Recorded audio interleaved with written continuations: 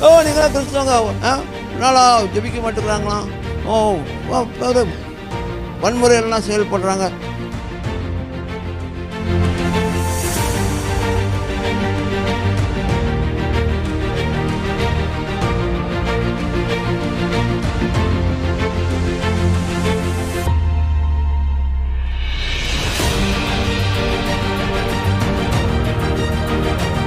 நீங்களாம் கிறிஸ்தவங்க நல்லா ஜெபிக்க மாட்டேங்கிறாங்களாம்,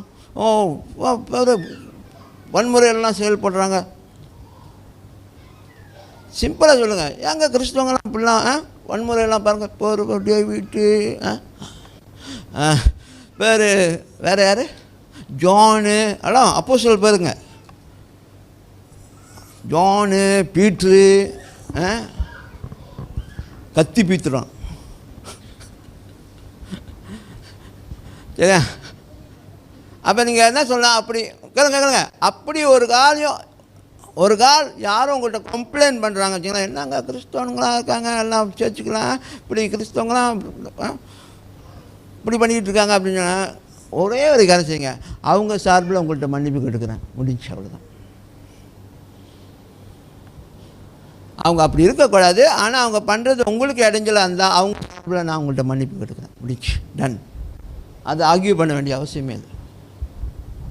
உங்கள்கிட்ட அப்படி செஞ்சு ஒரு ஆள் ரசிக்கப்பட்டார் என் வாழ்க்கையில். ஒரு கிறிஸ்தவங்க அவரை ஹர்ட் பண்ணிட்டாங்க, ரொம்ப மட்டமாக பேசிட்டாங்க. அப்போ ஏன்ட்டு அதை பண்ணிகிட்டு இருந்தார், சொல்லிக்கிட்டு இருந்தார். அந்த மனுஷன் அங்கே கையை பிடிச்சி நான் சொன்னேன், அவர்களுக்காக நான் உங்கள்கிட்ட மன்னிப்பு கேட்டுக்கிறேன். நான் உங்கள்கிட்ட இது எதிர்பார்க்கல அப்படின்னு. இல்லை, அவர்களுக்காக நான் உங்கள்கிட்ட மன்னிப்பு. கடைசியில் அந்த மனுஷன் ஆண்டவரை ஏற்றுக்கிட்டார்.